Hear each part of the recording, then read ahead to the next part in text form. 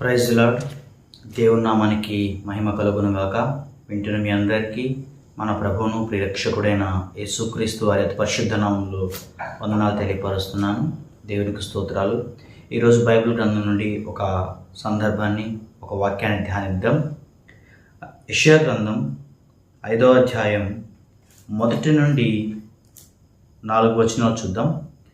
నా ప్రియుని గూర్చి పాడెదను వినుడి, అతని ద్రాక్ష తోటను బట్టి నాకిష్టుడైన వాని గురించి పాడెదను వినుడి. సత్వ భూమి గల కొండ మీద నా ప్రియునికి ఒక ద్రాక్ష తోట ఉండెను. ఆయన దానిని బాగుగా త్రవ్వి రాళ్లను ఏరి అందులో శ్రేష్టమైన ద్రాక్ష తీగలు నాటించెను. దాని మధ్యన బురుజు ఒకటి వేయించి ద్రాక్ష తొట్టిని తొలిపించెను. ద్రాక్ష పండ్లు ఫలింపవలనని ఎదురు చూచుచుండెను, కానీ అది కారు ద్రాక్షాలు కాచెను.